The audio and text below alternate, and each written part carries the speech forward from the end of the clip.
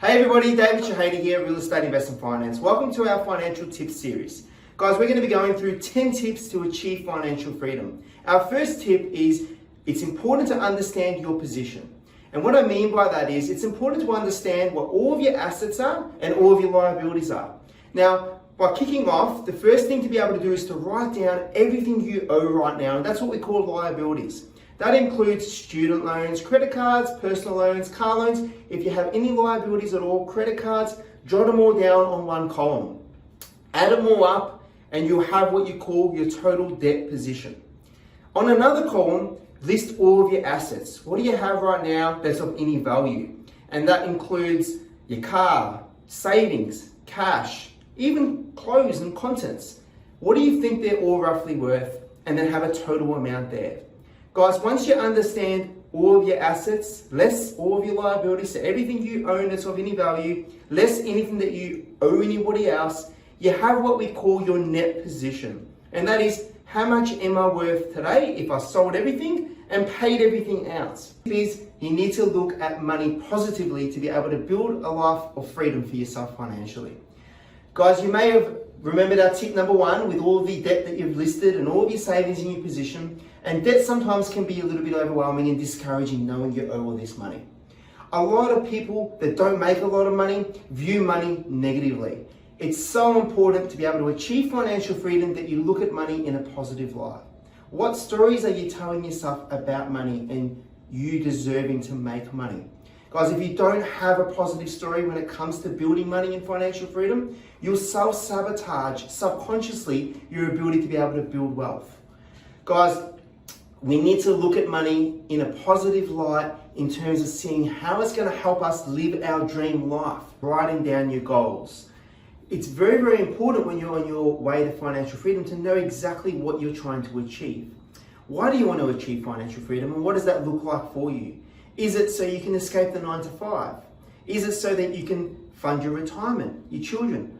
It's very important when you are looking at achieving financial freedom to really nut down exactly the specifics of what it is and what your goals are. There's a massive power in writing down your goals and being able to see that come to fruition. Attaching those to emotional responses is what helped me achieve financial freedom as well. It's very important to understand and know your expenditure and being able to track your spending, what exactly is going out. Guys, if you go back through your bank statements, your credit card statements and see exactly what you're spending, you'll be able to categorize these to be able to see a total amount that goes out every month. Pay yourself first. Following on our previous tips of tracking your expenses and knowing what's going out and budgeting, it's important to know what surplus funds you've got to be able to pay yourself first and save. You can do that through a simple way of asking your employer to split your take-home salary and to direct deposit your pay into a savings account and another pay portion into your everyday transaction account. That way you're forcing yourself to put that money aside and you don't have it sitting there and you're not tempted to spend it. That is, spend less than you earn. Guys, it's so important that you live on below your means, where a lot of people go wrong when they're on their pursuit for wealth by as soon as they earn more money and they've got more assets, they're out flaunting that money and spending beyond their means. If you look at Warren Buffett, where he purchased his first home back in 1958 for $31,500. The guy still lives in that home and he's now worth over $90 billion. Rather than spending money on luxuries and things, spend money on moments and things that you enjoy. On your pursuit to financial freedom, while you're building wealth, it's so important not to hoard all your cash until you're 65 years old, to then only go, okay, great, I'm old now and I've got all this money. Life is about enjoying experiences and the moments as well. Think back to your happiest memories and moments, and what did that look like? What are some goals and dreams that you've got that you want to achieve? Pay off your debt. Guys, if you owe money on personal loans, car loans, credit cards, anything that we classify as bad debt, which is things that don't appreciate in value, your number one goal while you're trying to build financial freedom for your future is to make sure you can have that paid down.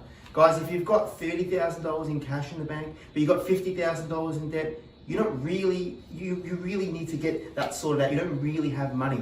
So guys, there's two strategies I can recommend and advise to help you guys pay off your debt. One is you can either tackle the smallest step first, which can help you chip away at it from a psychological perspective and getting it done. Once you've done the first one, you can go to the second one. You'll feel like you're making progress and you can start knocking more down. The next strategy is look at what you're paying the highest interest rate on and start focusing on that so you can get that paid off quicker, because that's what's costing you the most money. On your pursuit to financial freedom, you need to think about how can we generate more income. The average millionaire has 7 streams of income coming through. So in your situation and position, how can I make more money? And that might be getting a second job. It may be driving Uber. It may be doing some freelancing. It's important on your pursuit to financial freedom to think about how can I maximize income and what's that going to do for me. Extremely important that you have an emergency fund. A fund that's put aside for anything that comes up that's unexpected. If something happens that's unforeseen, you've got a buffer and a safety net there on your way to building wealth that you can tap into should you need to. Thanks for listening, guys. Hope this series has helped, and we'll see you all soon. Cheers.